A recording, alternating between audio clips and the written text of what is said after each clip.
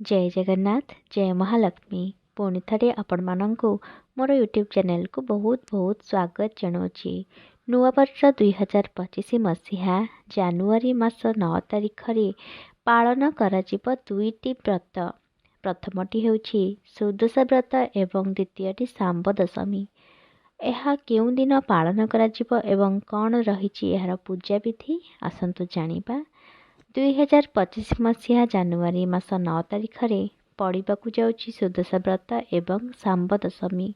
पौष मास शुक्लपक्ष दशमी तिथि गुरुवार होइथिबारु सुदशा व्रत पालन कराजिब एवं एही सांब दशमी दिन विशेष भावरे सूर्य नारायण को पूजा कराजिब एवं सही दिन सुदशा व्रत मध्य पड़ुथिबारु माँ लक्ष्मी को मध्य विशेष भावरे पूजा कराजिब। तेबे आसंतु जानिबा सांब दशमी काहींकि पालन कराଯାଏ एवं सांब दशमीर पूजा विधि कौन। विषय वस्तुटी को आरंभ करने पूर्व जो मैंने मोर चैनल रे नुआ अछंती दयाकरी चैनल टी को सब्सक्राइब करनियंतु ता सहित पाखरे थिबा बेल आइकन उपरे प्रेस करी ऑल बटन रे क्लिक कर दियंतु जहाद्वारा मु जो नेक्स्ट वीडियो अपलोड करी सेटा आपण माने पाई परिबे। संग माने निजर संतान संतति मानक जीवन निरोग एवं दीर्घायु कामना करी प्रत्येक माँ माने सांब दशमी दिन सूर्य देवता को पूजा करिथांती। एही सांब दशमी पौष मास शुक्लपक्ष दशमी तिथि पालन कराଯାଏ। एही दिन पिलांक नाम रे पिठा मिठा फल पत्र रे बढ़ा जाए।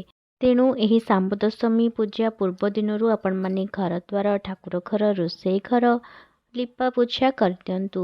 सूर्य हेउछंती सकल शक्तिर आधार तेणु तांको पूजा कले देह सुस्थ रहे तासह देह निरोग मध्य रहे।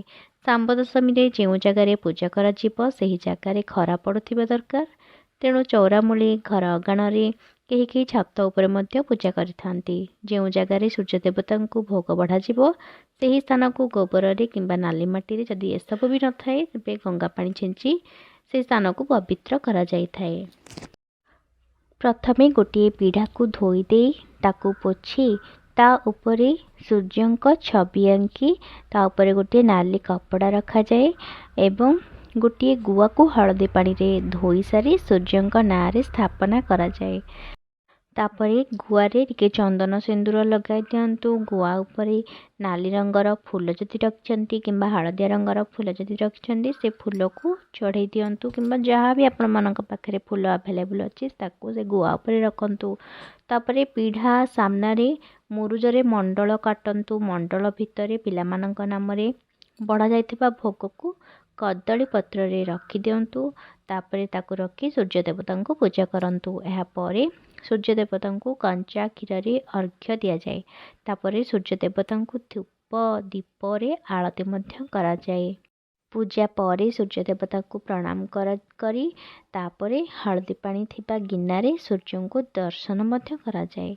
मध्याह्न रे खेचुड़ी एवं सूर्यास्त पूर्व बुढ़ा चकली पूजा करा जाए। किंतु जो माने 3 प्रहर पूजा करना गोटे थर पूजा करछंती से माने जहाँ भोग आनी आउ जहाँ पिठा करछंती से सब को जोगाड़ी आपण माने सकाळे पूजा करि परिबे।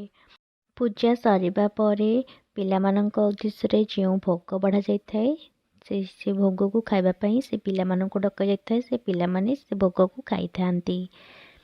यह थिला सांब दशमीर पूजा विधि। एबे जानिबा सुदशा व्रतर पूजा विधि कौन रही। जो जगार माँ को पूजा करेंगे से जगार प्रथमे चिता पकातु। माँ को पाद पद्म आंकतु पद्म फूल आंकतु। तापरे पीढ़ा उपरे नाली कपड़ा पकाई लक्ष्मी फटो जहाँ रखिंट आणिकी पीढ़ा उपरे रखिबे। तांको पाखरे गुआ बस जीव फटो को गंगा जल रे पोछी चंदन सिंदूर टिके लगे दियंतु।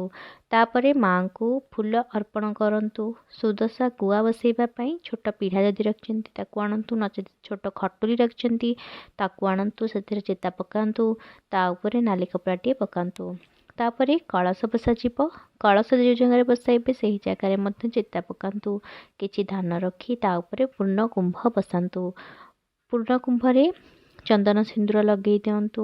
पूर्ण कुंभरे आंब डाल रखी ता उपरे नड़िया बा कदली पइड़ जहाँ भी आप रखिपारे। आंब डाल चंदन सिंदूर टिके लगे दियंतु। फूल रखंतु आंब डाल उपरे कलश स्थापना पर तापरे गुआ बसाଯିବ। सुदशा व्रतरे 10टी गुआ पूजा कराଯାए। 10टी गुआ को प्रथमे हलदी पानी रे धोई खटुली रे बसाଯାए।